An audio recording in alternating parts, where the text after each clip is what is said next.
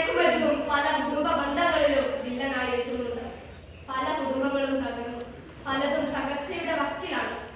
ലഹരിക്ക് അടിമപ്പെട്ടു പോയ ഒരു മനുഷ്യന്റെ കുടുംബം അനുഭവിക്കുന്ന വേദന അയാൾ സമൂഹത്തിൽ ഏൽപ്പിക്കുന്ന മുറിവിന്റെ ആഴം എത്രത്തോളമെന്ന് വ്യക്തമാക്കുന്നു. കാലവർഷം തുടങ്ങുന്നത് എന്റെ മേഘം തിങ്ങിയ മനസ്സിൽ നിന്നാണ്. നദികളെല്ലാം ഉത്ഭവിക്കുന്നത് എന്നമ്മയുടെ കണ്ണുകളിൽ നിന്നാണ്. ഈ വാക്കുകൾ നമ്മുടെ കണ്ണു തുറപ്പിക്കട്ടെ. ഇന്ന് ആഘോഷവേളകളിലും എന്തിനേറെ മരണാനന്തര ചടങ്ങിന് പോലും മദ്യം ഒരു അവിഭാജ്യ ഘടകമായി മാറിയിരിക്കുന്നു. എത്ര കുടുംബങ്ങളും കുഞ്ഞുങ്ങളുമാണ് ഈ ദുശീലം മൂലം അനാഥരാക്കപ്പെടുന്നത്. കേരളത്തിലെ പൊതുജനാരോഗ്യ രംഗവും പൊതുവിദ്യാഭ്യാസ രംഗവുമെല്ലാം ഇന്ത്യയിലെ മറ്റ് സംസ്ഥാനങ്ങൾക്കും മറ്റ് വികസ്വര രാജ്യങ്ങൾക്കും മാതൃകയാക്കാവുന്ന തരത്തിലുള്ളവയാണ്.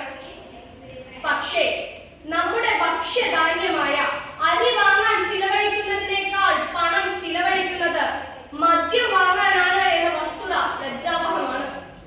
മദ്യം വാങ്ങാൻ ഇവർ ചിലവഴിക്കുന്ന പണം അവരുടെ കുടുംബത്തിന്റെ നന്മയ്ക്കും സമൂഹത്തിന്റെ ക്ഷേമത്തിനും വേണ്ടി ചിലവഴിച്ചിരുന്നെങ്കിൽ കേരളം എന്നേ സ്വർഗതുല്യമായ ഒരു ഭൂമികയായി മാറിയേനെ.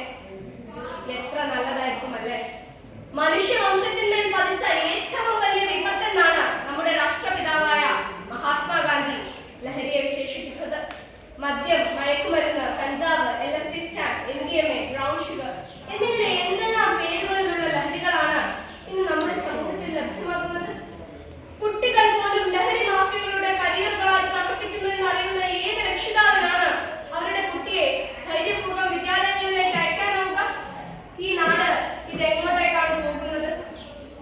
അല്പം മദ്യം കഴിക്കുന്നത് കൊണ്ട് എന്താ കുഴപ്പം? ഒരു സിഗരറ്റ്, ഇച്ചിരി മയക്കുമരുന്ന്, എന്താ കുഴപ്പം? അവയ്ക്കുള്ള ഉത്തരങ്ങൾ അവയുടെ പാക്കറ്റുകളിൽ തന്നെ എഴുതി വെച്ചിട്ടുണ്ട്. ആരോഗ്യത്തിന് ഹാനികരം. അവ ഉപയോഗിക്കുകയോ ഉപയോഗിക്കാൻ പ്രേരിപ്പിക്കുകയോ ചെയ്യുന്നത് കുറ്റകൃത്യങ്ങളാണെന്ന്. മഴവെള്ളം പാച്ചിലിൽ ഒഴുകി വന്ന് കമ്പിളിക്കെട്ടിൽ കയറി പിടിച്ച മനുഷ്യന്റെ കഥ നാം കേട്ടുകാണും. കമ്പിളിക്കെട്ടാണെന്ന് കരുതി കയറി പിടിച്ചത് കമ്പിളിക്കെട്ടായിരുന്നില്ല, കരടിയായിരുന്നു എന്ന് തിരിച്ചറിയും മുമ്പേ കരടിയുടെ കൈപ്പിടിയിൽ ഞെരുങ്ങിക്കഴിഞ്ഞ മനുഷ്യന്റെ കഥയാണ്. സമാനമായ ദുരന്തമാണ് ലഹരി ഉപയോഗത്തിലൂടെ നമ്മെ കാത്തിരിക്കുന്നത്. ലഹരിക്കെതിരെ ശക്തമായ പ്രതിരോധം തീർക്കാൻ നമുക്ക് സാധിക്കട്ടെ. കൂടാതെ സാഹചര്യങ്ങളിൽ, പ്രലോഭനങ്ങളിൽ, സമ്മർദ്ദങ്ങളിൽ വീണ് ലഹരിയുടെ നിഴലാകേണ്ടി വന്ന ഹതഭാഗ്യരുടെ പുനരുദ്ധാരണത്തിന്, പുനരധിവാസത്തിന് നമുക്ക് ഐക്യദാർഢ്യം പ്രഖ്യാപിക്കാം.